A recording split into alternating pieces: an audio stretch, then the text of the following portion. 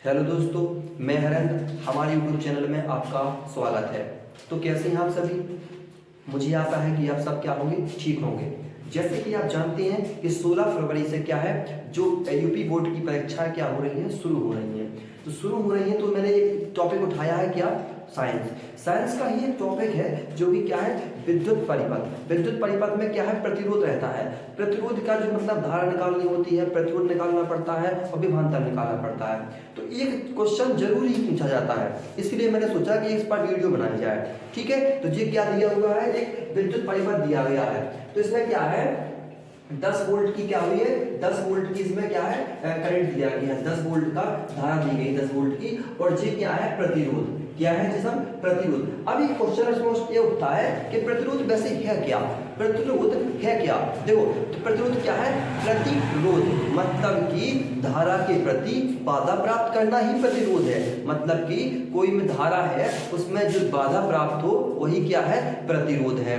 ठीक है, और प्रतिरोध कितने प्रकार से होते हैं? तो प्रतिरोध भी दोस्तों 2 प्रकार से होते हैं। पहला तो एक प्रतिरोध श्रेणी क्रम में होगा और दूसरा कैसा होगा, समांतर क्रम में। समांतर क्रम जैसे कि ये कैसे दिए हुए हैं, समांतर क्रम में। लेकिन यदि यहाँ पर क्या हो, कोई प्रतिरोध दे दिया जाए तो जी आपस में समांतर क्रम में नहीं होंगे, क्योंकि जो क्या है, विद्युत परिपथ में दिए हुए हैं। लेकिन ये क्या है, ये आपस में यहाँ से क्या बनाते हैं, यहाँ से इतना ये समांतर क्रम बनाते हैं। तो समांतर क्रम और श्रेणी क्रम का जो सवाल मतलब प्रतिरोध निकालने का जो नियम होता है वो थोड़ा अलग अलग होता है। जैसे कि सबसे पहले मैं बताता हूं इसका, अब पॉज कर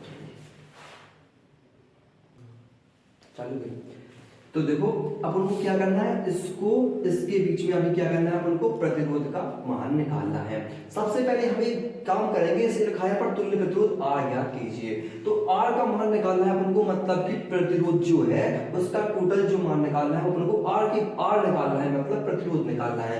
सबसे पहले क्या है, जो प्रतिरोध दिए गए हैं उसको हम क्या कर देंगे, मान लेंगे। तो इसको R1 मान लेंगे और इसको क्या मान लेंगे, R3, और जो R3 क्या, R3, और जो इसका फाइनली निकलेगा इसको मानेंगे हम क्या, R2। लेकिन वो हम कब मानेंगे, थोड़ी बाद, जब हम इसको सॉल्व कर लेंगे। तो देखो, ये जो प्रतिरोध दिए गए हैं जो किस क्रम में दिए गए हैं, समांतर क्रम में। तो समांतर क्रम में कैसे निकालते हैं, सबसे पहले देखो यहां पर लिखना है आपको कि 2 ओम और 2 ओम। मतलब क्या है कि देखो, एक 2 ओम ए है, एक 2 ओम ए है।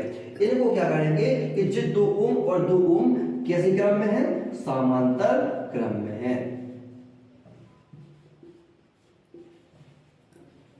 क्रम में है।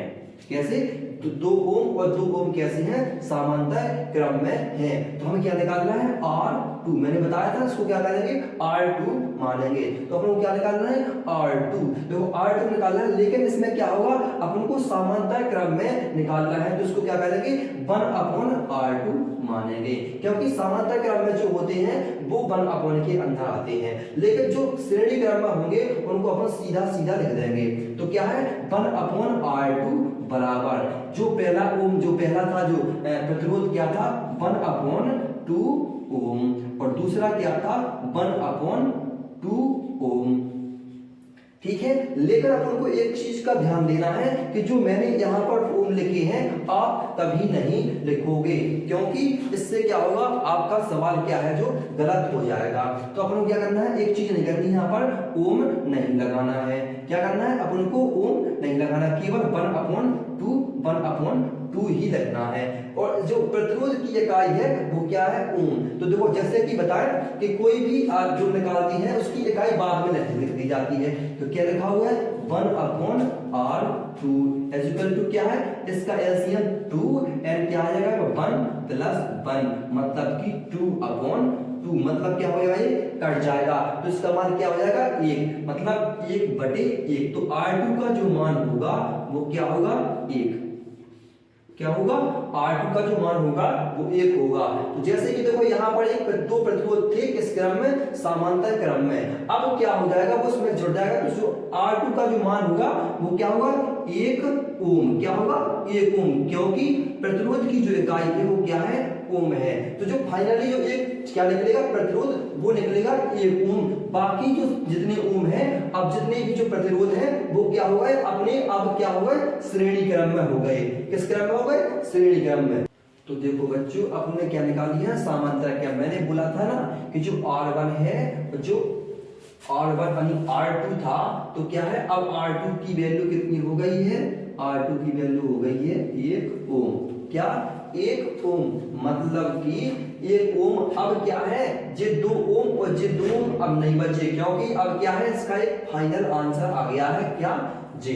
अब क्या है कि जो परिपथ बना हुआ है इसमें क्या होगा अब जे सब किस क्रम में हो गए? श्रेणी क्रम में। तो अब इनको किस क्रम में निकालेंगे? श्रेणी क्रम में। तो देखो जैसे कि यहां से यहां लिखे थोड़ा नीचे हो जाएगा, वीडियो के साथ नहीं देखेगा तो मैं यहां लगा देता हूं। क्या है कि देखो सबसे पहले 1 ओम और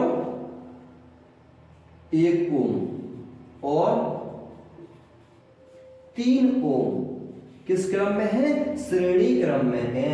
किस क्रम में है? श्रेणी क्रम में है। ठीक है, तो देखो श्रेणी क्रम का जो नियम यहाँ पर मैं लाइन खींचता हूं ताकि ये मिले नहीं।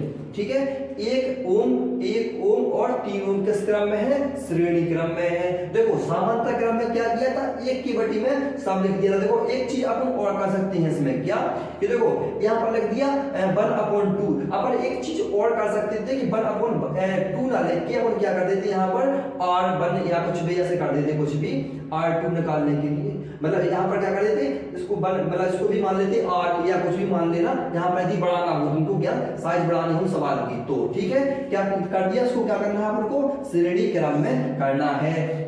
ठीक है, तो श्रेणी क्रम का जो करने का नियम क्या होगा? सबसे पहले अब तो क्या निकलना है? देखो पूरा प्रतिरोध के बारे में हो रहा है अब तो क्या फाइनल लगेगा? तुल्य प्रतिरोध मतलब R बराबर क्या?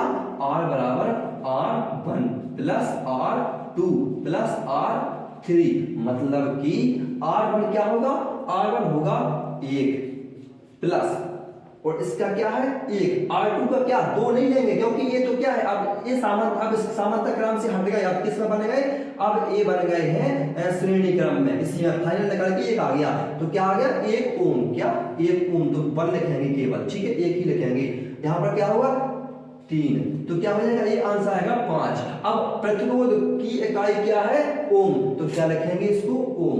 मतलब कि जो तुल्य प्रतिरोध निकला है वो कितना निकला है? 5 ओम। ठीक है बच्चों, तो क्या करेंगे? तुल्य प्रतिरोध का अपना जो क्वेश्चन था वो क्या हो गया? सॉल्व हो गया। अरे तो देखो बच्चों अभी क्या निकाला अपन ने? परिपथ में जो तुल्य प्रतिरोध था हमने प्रतिरोध निकाला। प्रतिरोध कितना निकला था अपना? R बराबर 5 ओम। क्या निकला था? R बराबर 5 ओम। ठीक है, अब अपन को सेकंड क्वेश्चन हल करना है, मतलब परिपथ में धारा I क्या करनी है? ज्ञात करनी है।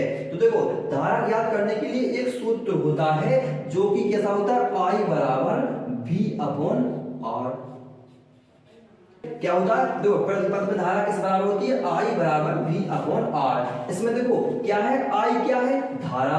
V क्या है? वोल्ट। कितने वोल्ट की धारा प्रवाहित की है इस परिपथ में? 10 वोल्ट की धारा। और R अपन ने क्या किया? फाइंड कर लिया, मतलब 5 ओम। मतलब कि प्रतिरोध क्या किया अपन ने? फाइंड कर लिया। तो I बराबर क्या निकलेगा? V कितने वोल्ट की धारा प्राप्त की इसमें से? 10 वोल्ट की। और R कितना है? 5। तो I बराबर कितना होगा? I बराबर क्या होगा? कितना? 5 दूनी 10। मतलब कि जो I निकला वो कितना? 2। इस धारा को किस में मापते हैं? एम्पियर में। किसमें? एम्पियर में। ठीक है, तो परिपथ में धारा कितनी है? 2 एम्पियर। हो सकता है क्वेश्चन इतना ही आए, लेकिन यदि और पूछ लिया जाता है, जरूरी नहीं कि यहाँ 3 ओम लिखा हो, जरूरी नहीं कि इसका विभवांतर यहां तक का पूछा, हो सकता है वो इसका पूछ ले।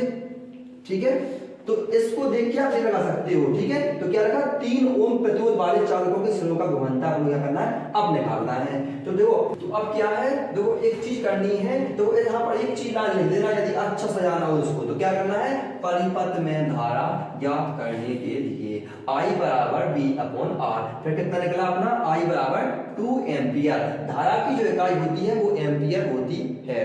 ठीक है, अगला है जो थर्ड में है क्या, 3 ओम प्रतिरोध वाले चालकों के सिरों का विभवांतर ज्ञात कीजिए। तो अपन को वही चीज लिखनी है, क्या लिखनी है, 3 ओम प्रतिरोध, 3 ओम प्रतिरोध वाले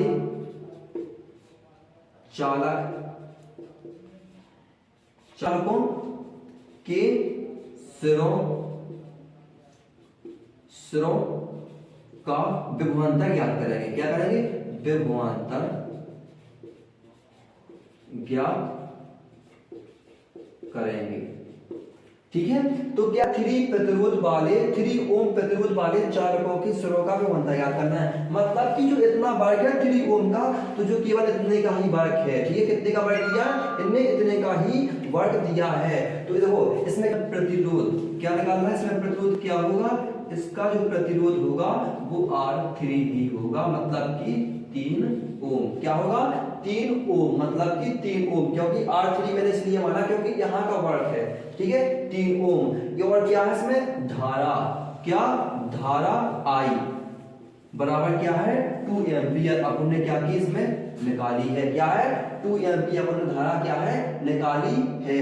मतलब कि यहां तक पहुंच रही है, क्या धारा, यहां तक पहुंच रही है ये धारा, तभी माना हमने 2 एम्पियर। क्या है, यहां से धारा 10 वोल्ट पहुंची, यहां पर खर्च होते होते कितनी बची है, मात्र कितनी, 2 एम्पियर धारा यहां पर बची हुई है। इसलिए हमने क्या माना, 2 एम्पियर।